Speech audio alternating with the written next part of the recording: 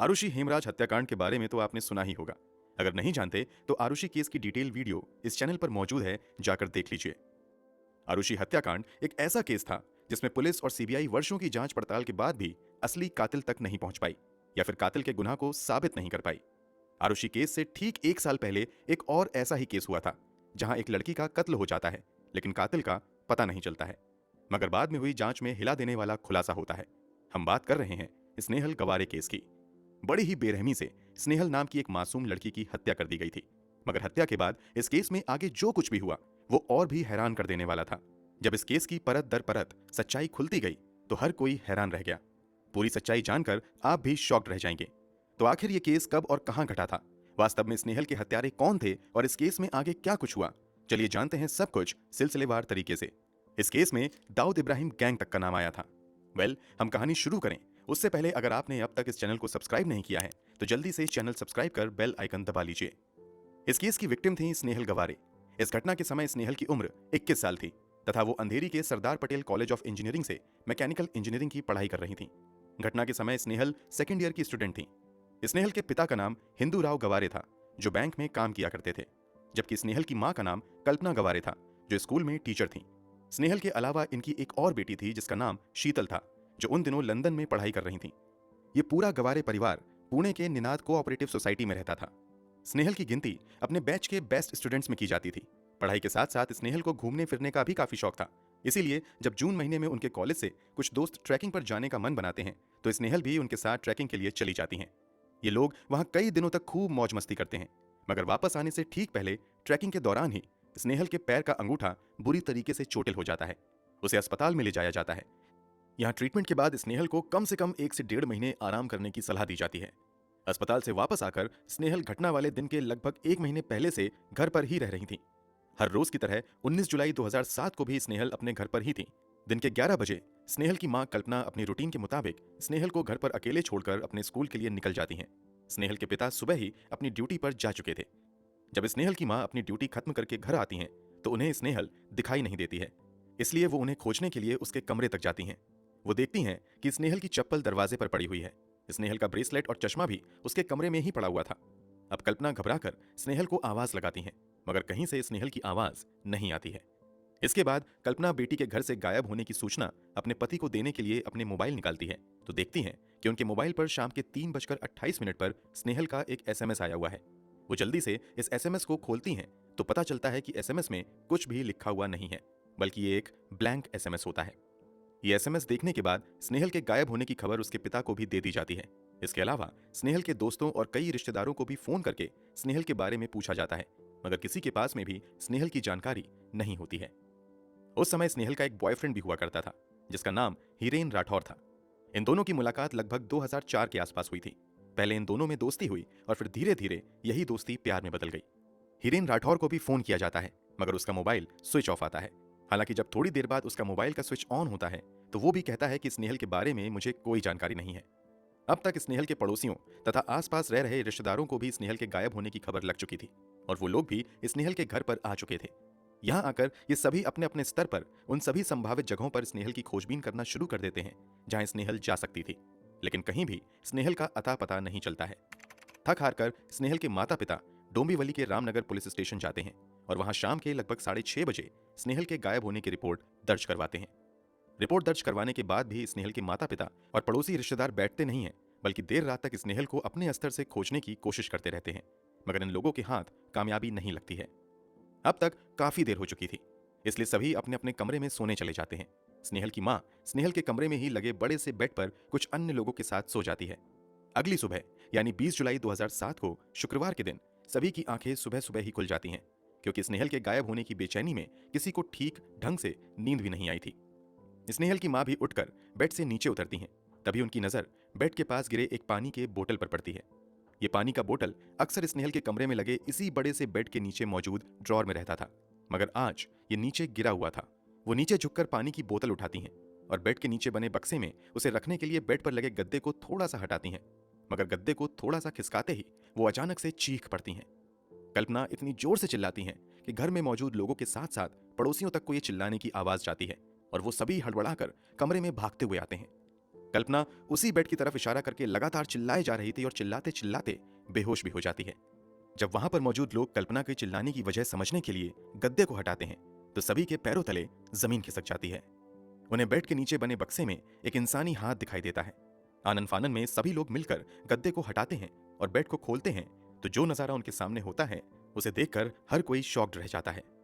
जिस बेड पर स्नेहल की मां और कुछ दूसरे रिश्तेदार रात में सोए थे उसी के नीचे बने बक्से में स्नेहल की लाश पड़ी हुई थी। स्नेहल के हाथ पीछे, पैर पीछे करके कपड़े से बांधा हुआ था, जबकि मुंह पर टॉवल लपेटा हुआ था। आनन फानन में पुलिस को खबर दी जाती है। जल्द ही पुलिस वाले भी वहां भागते हुए मौके पर पहुंच जाते हैं। शव को कब्जे में लेकर पोस्टमार्टम के लिए भेज दिया जाता है, जबकि एक मामला दर्ज करते हुए आगे की जांच पड़ताल शुरू कर दी जाती है। घरवालों द्वारा सबसे पहला शक स्नेहल के बॉयफ्रेंड हीरेन राठौर पर जताया जाता है। स्नेहल की मां के मुताबिक पिछले एक हफ्ते से स्नेहल और हीरेन का किसी बात को लेकर झगड़ा चल रहा था और इन दोनों में आजकल बातचीत भी बहुत कम हो गई थी। घरवालों के बयान के मुताबिक इसी झगड़े की वजह से शायद हीरेन ने ही स्नेहल की हत्या कर दी होगी। वैसे भी हीरेन ही ऐसा व्यक्ति था जो अक्सर इस घर में आता रहता था और इसके बारे में स्नेहल की मां को भी अच्छे से पता था। घर में ही तलाशी के दौरान पुलिस को यह भी पता चलता है कि स्नेहल की एक सोने की चेन और उसके पास मौजूद नोकिया N72 मोबाइल फोन भी गायब है। पुलिस को जांच में घर के अंदर किसी भी तरह के फोर्स एंट्री के सबूत नहीं मिलते हैं। इससे यह साफ था कि जिसने भी स्नेहल की हत्या की है वो बड़े आराम से घर के अंदर आया और शायद स्नेहल उसे जानती भी थी। पोस्टमार्टम के बाद स्नेहल का अंतिम संस्कार कर दिया जाता है। जब पोस्टमार्टम रिपोर्ट आती है तो उससे पता चलता है कि स्नेहल की मौत दम घुटने की वजह से हुई है। उसके साथ किसी तरह का सेक्सुअल असॉल्ट नहीं हुआ था। घर से कोई दूसरी कीमती चीज भी गायब नहीं हुई थी। ऐसे में ये लूट के लिए की गई हत्या का मामला भी नहीं लग रहा था। अब पुलिस शक के आधार पर सबसे पहले स्नेहल के बॉयफ्रेंड हीरेन राठौर को पूछताछ के लिए बुलाती है। सबसे पहले हीरेन से घटना वाले दिन मोबाइल स्विच ऑफ होने की वजह के बारे में पूछा जाता है तो वो बताता है कि 2 दिन से उसका मोबाइल खराब चल रहा है और वो मोबाइल तभी ऑन करता है जब उसे किसी को फोन करना होता है। जांच पड़ताल में हीरेन का यह दावा सच पाया जाता है। जब हीरेन से पूछा जाता है कि घटना वाले दिन वो कहां था तो वो बताता है कि मैं रोज की तरह अपने काम पर गया हुआ था। हीरेन के इस दावे की पुष्टि के लिए पुलिस की टीम उस कंपनी में जाती है जहां हीरेन काम किया करता था। वहां उसके कलीग तो इस बात की पुष्टि करते हैं कि दिन भर हीरेन 19 जुलाई 2007 को काम पर था। मगर जब कंपनी के अटेंडेंस रजिस्टर को लाने को कहा जाता है तो पता चलता है कि अटेंडेंस रजिस्टर अचानक से गायब हो गया है। पुलिस वाले उस अटेंडेंस रजिस्टर को खोजने की काफी कोशिश करते हैं। ये कोशिश वर्षों तक चलती रहती है मगर वो अटेंडेंस रजिस्टर कभी नहीं मिल पाता है। हीरेन के साथियों द्वारा दिए गए बयान से पता चल रहा था कि हीरेन तो संभावित हत्या वाले दिन काम पर था। ऊपर से स्नेहल के कमरे या पूरे घर में कहीं भी ऐसे एक भी सबूत नहीं मिले थे जिससे यह साबित हो सके कि हीरेन घटना वाले दिन या उससे पहले इस घर में आया था। गिरफ्तारी से कुछ ही दिनों बाद हीरेन को सबूत के अभाव में छोड़ दिया जाता है। कुछ दिनों बाद फिर से हीरेन को पूछताछ के लिए बुलाया जाता है मगर इस बार भी पुलिस के हाथ कुछ नहीं लगता है। अंत में हीरेन का साइकोलॉजिकल टेस्ट, पॉलीग्राफ टेस्ट और ब्रेन एनालिसिस भी किया जाता है मगर उससे भी पुख्ता तौर पर पुलिस को कोई भी ठोस संकेत नहीं मिलते हैं। पुलिस और घरवालों का शक सबसे ज्यादा हीरेन पर था मगर पुलिस की अब तक की जांच में वही बचता आ रहा था। अब पुलिस वाले नए सिरे से जांच शुरू करते हैं और इस जांच के दायरे में हीरेन के माता पिता और परिवार के दूसरे सदस्यों को भी शामिल करते हैं। इसी जांच पड़ताल के दौरान खुलासा होता है कि स्नेहल के पिता हिंदूराव गवारे को शक था कि उनकी पत्नी कल्पना का चक्कर उसके ही एक रिश्तेदार अनिल जवालेकर के साथ चल रहा था। पुलिस इस एंगल से भी जांच करती है कि कहीं इस अवैध संबंध के रिश्ते को छुपाने के लिए तो यह हत्या नहीं की गई है। इस कारण अब स्नेहल की मां कल्पना का भी साइकोलॉजिकल टेस्ट, पॉलीग्राफ टेस्ट और ब्रेन एनालिसिस टेस्ट किया जाता है मगर इसमें भी कुछ भी संदिग्ध नहीं पाया जाता है। ये सभी टेस्ट स्नेहल के पिता हिंदूराव गवारे पर भी किए जाते हैं मगर यहां भी स्नेहल की हत्या के संबंध में कुछ भी संदिग्ध नहीं मिल पाता है। हालांकि इस जांच के दौरान यह खुलासा जरूर होता है कि स्नेहल की मां कल्पना और पिता हिंदूराव के आपसी रिश्ते ठीक नहीं चल रहे थे। यहां तक कि हिंदूराव की बड़ी बेटी शीतल जो लंदन में रहकर पढ़ाई कर रही थी उससे भी हिंदूराव के रिश्ते ठीक नहीं थे और उसने अपने पिता पर तो मारपीट तक का मामला पुलिस में दर्ज करवाया हुआ था। स्नेहल से भी हिंदूराव के रिश्ते तनावपूर्ण नहीं थे।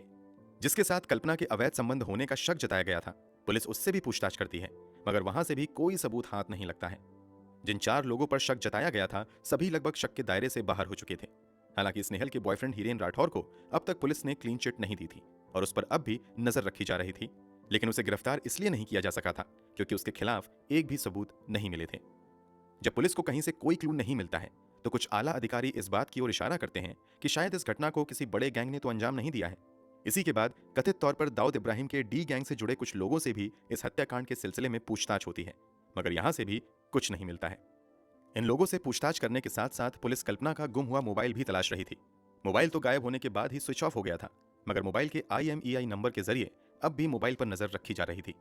इस घटना के कुछ दिनों बाद अचानक से मोबाइल में कुछ एक्टिविटी दर्ज की जाती है और IMEI के जरिए पुलिस मोबाइल को ट्रेस करते हुए मनसुख शिवाजी पाटिल नाम के व्यक्ति के पास से ये मोबाइल बरामद कर लेती है।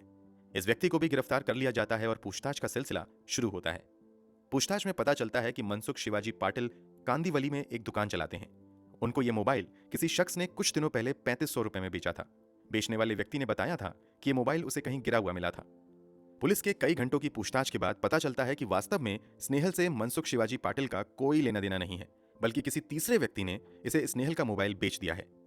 क्योंकि मनसुख ने मोबाइल बेचने वाले व्यक्ति को देखा था, इसलिए पुलिस मनसुख की मदद से मोबाइल बेचने वाले का स्केच तैयार करवाती है। स्केच बन जाता है, मगर स्नेहल के माता पिता समेत कोई भी व्यक्ति उस स्केच वाले व्यक्ति को नहीं पहचान पाते हैं।